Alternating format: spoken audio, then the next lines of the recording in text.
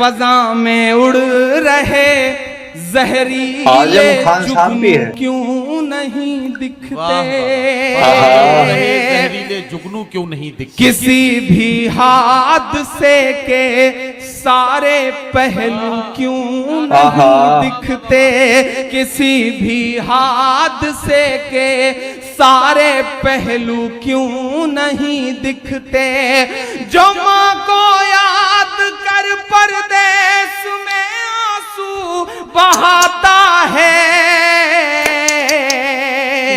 छींक आने तक पे ट्वीट करने वाला इंसान दिल्ली से महज 40 किलोमीटर की दूरी पर न लाशें देख पाता है, न खून देख पाता है, न रोती हुई औरतें देख पाता है। तब इमरान ये मिसरे पढ़ता है साहब और दुआ मांगता है आपसे कि फजा में उड़ रहे जहरीले जुगनू क्यों नहीं दिखते। जो माँ को याद कर परदेस में आंसू बहाता है, उसे अखलाक की अम्मी के आंसू क्यों नहीं दिखते, उसे अखलाक की अम्मी क्या सच बयान कर दिया इमरान साहब ने, क्यों नहीं दिखते, उसे अखलाक की अम्मी के आंसू क्यों नहीं दिखते। हेलो दोस्तों, नमस्कार, आदाब, अस्सलाम वालेकुम, सत श्री अकाल। तो दोस्तों कैसे हैं आप सब? उम्मीद है मुझे आप सब अच्छे होंगे और आप सबका वेलकम है आपके अपने चैनल आवाज जिसमें। और दोस्तों मैं आपके लिए ले आया हूं फिर से जनाब इमरान साहब को, हमारे देश के मशहूर और मारूफ शायर जनाब इमरान प्रतापगढ़ी साहब, देश के मशहूर और मारूफ और फिलहाल कांग्रेस के अच्छे नेता, एक ऐसे नेता के 2022 में जो इलेक्शंस है यूपी में, उसका जो कांग्रेस की तरफ से प्रचार कर रहे हैं उसमें इमरान साहब का फेस सबसे आगे है। तो दोस्तों आप इमरान साहब की वैल्यू जान ही गए होंगे कि कांग्रेस ने सबसे आगे इमरान साहब को किया हुआ है प्रचार के लिए। तो दोस्तों चलिए, बात तो राजनीति की है क्योंकि मजहबी बहस मैंने कभी की ही नहीं, फालतू अक्ल मुझ में थी ही नहीं, ये अकबर इलाहाबादी का शेर है। तो दोस्तों आइए सुनते हैं इमरान साहब को, जो हमने पहले वादा किया था। इमरान साहब नरेंद्र मोदी जब पाकिस्तान गए थे अपनी माँ से, नरेंद्र मोदी जब अमेरिका गए थे और वो वहाँ पे अपनी माँ को याद करके रोए थे, उसके लिए इमरान साहब कुछ कहना चाह रहे थे। तो दोस्तों आइए देखते हैं क्या कहना चाहते हैं इमरान साहब और बातें करेंगे बाद में। आए दोस्तों। को जालिम का तरफदार नहीं लिख सकते, मुझको जालिम का तरफदार नहीं लिख सकते, कम से कम वो मुझे लाचार नहीं लिख सकते। जहां हथेली पे लिए बोल रहा हूं जो सच, उसको इस देश के अखबार नहीं लिख सकते, उसको इस देश के अखबार नहीं लिख सकते। मैं पढ़ता हूँ कि फजा में उड़ रहे जहरीले जुगनू क्यों नहीं दिखते।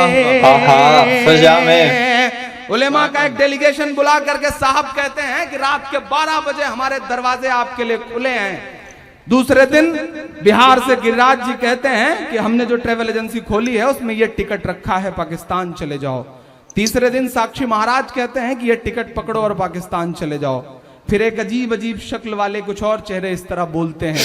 तब मुझे मेरे दोस्त मैशर अफरीदी का एक शेर याद आता है कि वो चाहते हैं कि हिंदुस्तान छोड़ दें हम, वो चाहते हैं कि हिंदुस्तान छोड़ दें हम। बताओ भूत के डर से मकान छोड़ दें हम। तब मैं मिसरे पढ़ता हूँ और आपसे दुआएं मांगता हूँ। एक दिन का बयान और उसके दूसरे दिन उनके तमाम तथाकथित चेहरों के बयान कुछ तो यहीं से हैं। मैं पढ़ता हूँ और दुआएं मांगता हूँ साहब कि फजा में उड़ रहे जहरीले जुगनू क्यों नहीं दिखते, जहरीले जुगनू क्यों नहीं दिखते, किसी भी हादसे के सारे पहलू क्यों नहीं दिखते, किसी भी हादसे के सारे पहलू क्यों नहीं दिखते। जो माँ को याद कर परदेस में आंसू बहाता है, छींक आने तक पे ट्वीट करने वाला इंसान दिल्ली से महज 40 किलोमीटर की दूरी पर न लाशें देख पाता है, न खून देख पाता है, न रोती हुई औरतें देख पाता है। तब इमरान ये मिसरे पढ़ता है साहब और दुआ मांगता है आपसे कि फजा में उड़ रहे जहरीले जुगनू क्यों नहीं दिखते, जो माँ को याद कर परदेस में आंसू बहाता है, उसे अखलाक की अम्मी के आंसू क्यों नहीं दिखते, उसे अखलाक की अम्मी क्या सच बयान के कर दिया इमरान साहब ने। क्यों नहीं दिखते, उसे अखलाक की अम्मी के आंसू क्यों नहीं दिखते। मैं इलाहाबाद विश्वविद्यालय में हिंदी का विद्यार्थी हूं। मैं कुछ वहां से सिंबल उठाता हूं, प्रतीक उठाता हूं और 4 मिसरे पढ़ता हूं कि मोहब्बत तेरी कश्ती के खेवैया से लड़ाई है, कश्ती के खिवैया से लड़ाई है, मोहब्बत तेरी कश्ती के खेवैया से लड़ाई है, ये आजादी के नारों के गवैया से लड़ाई है, ये आजादी के नारों के गवैया से लड़ाई है। हमारे मुल्क की गद्दी पे ये जो कंस बैठे हैं, सच्चे मित्र हो तो दुआ देना साहब। हमारे मुल्क की गद्दी पे ये जो कंस बैठे हैं, इन्हीं कंसों की कलयुग के कन्हैया से लड़ाई है, इन्हीं कंसों की कलयुग के कन्हैया से लड़ाई है। बहुत शुक्रिया, बहुत मोहब्बतें। इस सिलसिले के आखिरी 4 मिसरे पढ़ के अपनी जगह लेता हूँ। बहुत मोहब्बतें, आपने इतनी दुआएं दी हैं, बहुत शुक्रिया आपका।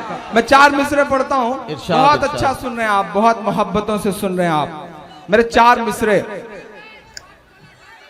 जी इंशाल्लाह पढ़ दूंगा। कि तेरी शोला बयानी से ज्यादा कौन समझेगा, तेरी शोला बयानी से ज्यादा कौन समझेगा।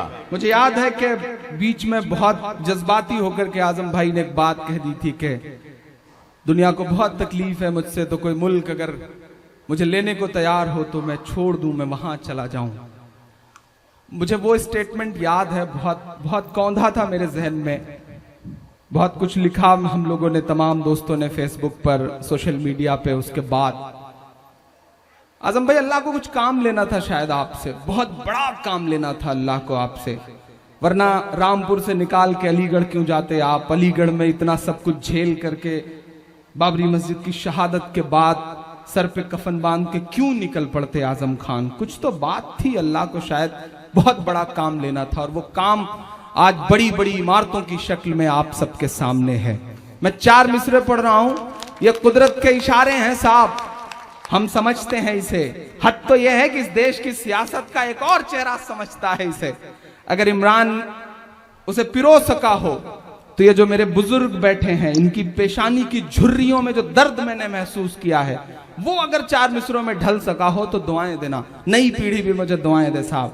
कि तेरी शोला बयानी से ज्यादा कौन समझेगा, तेरी शोला बयानी से ज्यादा कौन समझेगा। लहू का रंग पानी से ज्यादा कौन समझेगा, लहू का रंग पानी से ज्यादा कौन समझेगा। अजी कुदरत की लाठी में कहाँ आवाज होती है। अगला मिसरा सच्चा लगे तो मोहर लगा देना मेरी बात पे। अजी कुदरत की लाठी में कहाँ आवाज होती है, ये बातें आडवाणी से ज्यादा कौन समझेगा, ये बातें आडवाणी से ज्यादा कौन समझेगा। ठेकेदार तय करेंगे क्या पहनना है, क्या खाना है, और हद तो यह है कि वो वो ये तय करेंगे कि आपको कितने करने हैं। अच्छा, बहुत समझदार लोग हैं अल्हम्दुलिल्लाह, यहाँ के बहुत समझदार लोग हैं। मैं आपकी समझदारी को सलाम करता हूँ और 4 मिसरे पढ़ता हूँ कि तेरी मर्जी है जो चाहे तू मेरे यार पैदा कर, भले ही चाय वाला या के चौकीदार पैदा कर, भले ही चाय वाला या के चौकीदार पैदा कर। अगला मिसरा आप उछल जाएंगे, मैं जानता हूं, बताइएगा मुझे। भले ही चाय वाला या के चौकीदार पैदा कर, बड़ी हैरत है वो खुद एक भी पैदा न कर पाए। क्या कहना है इमरान साहब, बताइएगा अगले मिसरे में साहब। बड़ी हैरत है वो खुद एक भी पैदा न कर पाए, जो हर भाषण में कहते हैं कि बच्चे 4 पैदा कर, जो हर भाषण में कहते हैं कि बच्चे 4 पैदा कर। क्या हो रहा है ये? बहुत शुक्रिया इमरान। मैं डक्कू भाई को बहुत बहुत बहुत मुबारकबाद दूंगा। मैं ऐसा करूंगा। मैं देखिए, ये हम शायरों की आदत होती है, हम एक बार पढ़ेंगे फिर कुछ बोलेंगे, ये हमारी आदतें हैं साहब, ऐसा करना पड़ता है। वो पिछले दिनों हमारे प्रतापगढ़ में एक बस कंडक्टर की शादी हुई, तो सुहाग की सेज पे बैठ के बीबी से बोला कि बहन जी जरा और सरकिए, 2 सवारियां और बैठेंगी। तो ये तो हम शायरों की आदत है, हमें ऐसा करना पड़ता है साहब। तो हम ऐसा करते रहेंगे। बस आपसे गुजारिश है कि आप बस सुनते रहें। यहाँ पुलिस के तमाम जो साथी बैठे हैं, इनको बहुत मुबारकबाद दूंगा। पुलिस की चाहे जो इमेज बने, लेकिन जब हम शहीद हेमंत करकरे साहब को देखते हैं, शहीद जियाउल हक साहब को देखते हैं, तंजील अहमद साहब जैसी शख्सियतों को देखते हैं, तो पुलिस के लिए एक अलग सा एहतराम हमारे दिलों में आता है साहब। हालांकि इनके साथ भी बड़ी विसंगतियां होती हैं। वो पिछले दिनों एक इंस्पेक्टर ने एक मौका वारदात से एसपी साहब को फोन किया, साहब बड़ा खराब मामला हो गया, एक औरत ने अपने शौहर को, अपने पति को गोली मार दी है। तो एसपी साहब ने कहा ऐसा कैसे हो गया, क्या मामला था? तो इंस्पेक्टर ने कहा साहब वो पोछा लगा रही थी, शौहर उसके पोछे लगाए हुए पर चढ़ गया, वो फर्श खराब हो गई, उसको तुरंत गोली मार दी। तो एसपी साहब ने इंस्पेक्टर से कहा कि तुमने औरत को गिरफ्तार किया या नहीं? तो इंस्पेक्टर ने कहा नहीं साहब, अभी पोछा सूखा नहीं है। मेरी भी हिम्मत नहीं है। तो ये विसंगतियां भी होती रहती हैं इनके साथ, लेकिन फिर भी इनके जज्बों को सलाम करता हुआ आखिरी 4 मिसरे पढ़ता हूँ साहब। हमारे देश में एक अभियान शुरू होता है जी, कचरा इकट्ठा किया जाता है, फिर फोटोग्राफर बुलवाए जाते हैं, और उसके बाद दूसरे दिन अखबारों में बड़ी बड़ी खबर छपती है, स्वच्छ भारत अभियान।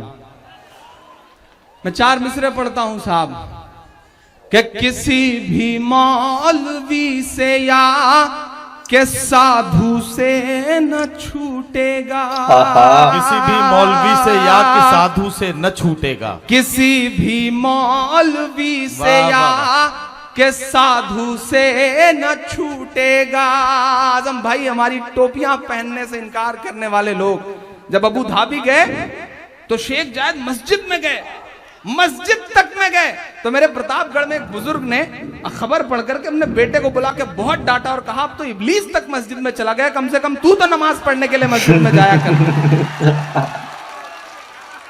मैं पढ़ता हूं और आपसे दुआएं मांगता हूं साहब कि किसी भी मौलवी से या के साधु से न छूटेगा, मदारी के किसी करतब से जादू से न छूटेगा, मदारी के किसी करतब से जादू से न छूटेगा। सफाई कर रहे हो तो जरा दामन की भी कर लो, सफाई कर रहे हो जरा दामन की भी कर लो, सफाई कर रहे हो तो जरा दामन की भी कर लो, हमारे खून का धब्बा है झाड़ू से न क्या कहना हजरात क्या कहना इमरान साहब, इमरान प्रतापगढ़ी अपना कलाम पेश करके रुखसत हुए, लेकिन मैं बुला रहा हूं। अरे बैठिए। मेरे ख्याल से एक दो शोरा इकराम को सुनने के बाद फिर इमरान जी मियां को बिल्कुल बुलाएं। बिल्कुल ठीक है सर, आपका हुक्म। बिल्कुल दो सुनने के बाद ना जाओ ना। ये अभी इमरान मियां ने कहा वो बच्चों वाली बात, 4 बच्चों वाली। उन लोगों से मैंने कहा था जिनसे बच्चे पैदा नहीं होते, हमसे मिलो, इसकी माजून भी हमारे पास है। तो दोस्तों आपने सुना जनाब इमरान साहब को, और बाद में आजम साहब ने कहा कि जिनसे बच्चे पैदा नहीं होते हमसे मिला, उसका माजून भी हमारे पास है। यह अच्छा लतीफा है यार। इमरान साहब ने इतने तंज सरकार पे कसे हैं, इतने तंज सरकार पे कसे हैं, और एक एक तंज बिल्कुल सच नजर आता है। हम ये कह ही नहीं सकते कि इमरान साहब ने ये झूठ बोला या ये झूठ बोला या ये गलत है या ये गलत है। ना ना ना, एक एक तंज इमरान साहब का बिल्कुल सच नजर आता है। ये बात भी बिल्कुल जायज है। सरकार ने एक बार कहा नॉन मुस्लिम लोगों से, हमारे हिंदू भाइयों से, कि 4-4 बच्चे पैदा करो। तो इमरान साहब ने कहा कि बच्चे पैदा करने की बात वो कर रहे हैं जिनका एक भी बच्चा नहीं। ये कोई गलत बात नहीं सर, बिल्कुल सच बात है। कुछ साल पहले सरकार ने अनाउंसमेंट किया था, जो ये जालीदार टोपी पहनते हैं इनसे सावधान रहो दोस्तों। और फिर इमरान साहब ने इसकी भी बात बताई आगे कि वो अबू धाबी गए, कि वो दुबई में गए और वहां पे वो मस्जिद के अंदर भी चले गए। उसके बाद वो एक खबर किसी बुजुर्ग ने अखबार में देखी और अपने बच्चे से कहा अब तो इबलीस शैतान को बोलते हैं, कि अब तो इबलीस भी मस्जिद में चला गया, तू कब जाएगा भले आदमी। ये सब लतीफे के तौर पे इमरान साहब बताते रहते हैं बीच बीच में, लेकिन बहुत ज्यादा बेहतरीन और उम्दा शायर है इमरान साहब। हाल में कांग्रेस के एक अच्छे और बेहतरीन नेता है, और फिलहाल में जो कांग्रेस का सबसे ज्यादा प्रचार पूरे यूपी में कर रहे हैं वो इमरान साहब है। आप देखते रहिए, इनके ऑफिशियल चैनल पे जाए, वहां पे इनका वीडियो जाता रहता है। तो दोस्तों ऐसे ही बेहतरीन मुशायरा वीडियो देखने के लिए, ऐसे ही बेहतरीन जानकारी जानने के लिए, ऐसे ही मुशायरा वीडियो सुनने के लिए इमरान साहब की या हसीम फिरोजाबादी साहब की फला फला फला जिस भी शायर की आप हमारे यहाँ शायरी सुनना चाहते हैं या आप चाहते हैं हम उस पर अपना रिएक्शन ले आए, तो आप हमें नीचे कमेंट में जरूर बताएं। हम पूरी कोशिश करेंगे आपके बताए गए मुताबिक आपके मनपसंद शायर, कवि या गजल पे अपना रिएक्शन लाने की। ये जो आजकल हम रिएक्शन लाते हैं अपना वीडियोज पे, एक तरफ हम रहते हैं और एक तरफ ये पूरा वीडियो चलता है, इसमें साथ साथ हमारी बातें भी होती रहती है। तो दोस्तों मुझे यकीन है कि आप लोगों को बहुत ज्यादा अच्छा लगता हो। और दोस्तों आप बताएं आपको इमरान साहब की कौन सी नज्म सबसे ज्यादा बेहतरीन लगती है, आप हमें नीचे कमेंट में बताइए। हम इंशाअल्लाह आने वाले समय में इमरान साहब की वो ही नज्म आपके लिए लाएंगे, जो आप कह दे हमें, जो आप कह दे। हमारा चैनल आपके लिए है, आपकी मोहब्बतों से ही बना है, तो जो आप कहेंगे वो हमें मानना होगा। तो दोस्तों ऐसे ही बेहतरीन मुशायरा वीडियो सुनने के लिए, देखने के लिए हमारे साथ बने रहे और हमारे चैनल को जितना ज्यादा हो सके लाइक करें, शेयर करें और कमेंट करके नीचे जरूर बताया करें कि आपको वीडियो कैसा लगा। तो दोस्तों चलते हैं, आप भी अपना ख्याल रखें। और 10 फरवरी में यूपी में जो लोग उत्तर प्रदेश से है, यूपी से है, वो मतदान जरूर करे, और मतदान उसे करे जिसे आप चाहते हैं कि ये व्यक्ति नेता बनने लायक है। मैं किसी भी आदमी का समर्थन नहीं करूंगा, क्योंकि मजहबी बहस मैंने कभी की ही नहीं, फालतू अकल मुझ में थी ही नहीं। ये अकबर इलाहाबादी साहब ने अपने जमाने में एक शेर कहा था, तो ये मैं आजकल कहता हूं। तो दोस्तों मतदान उसे करें जिसे आप चाहते हैं, जिससे आप बहुत ज्यादा विश्वास या यकीन रखते हैं कि ये व्यक्ति अगर नेता बना, ये व्यक्ति अगर मुख्यमंत्री बना, तो ये हमारे काम आएगा, हमारे लिए ये चीजों का बंदोबस्त कर सकता है। और दोस्तों मर्जी आपकी है, जिसे आप चाहे। आप हिंदू मुस्लिम की राजनीति करना चाहते हैं, वो भी सर मर्जी आपकी, उसके लिए भी सलाम। आप एक हिंदुस्तान बनाने की राजनीति करना चाहते हैं, तो सर आपको 2 बार सलाम। तो दोस्तों मतदान जरूर करें और अपने अपने मनपसंद नेता का नाम भी हमें नीचे कमेंट में बताएं। तो दोस्तों चलते हैं, मिलेंगे बाद में। राम राम, दुआ सलाम, जय हिंद, जय भारत, हिंदुस्तान जिंदाबाद।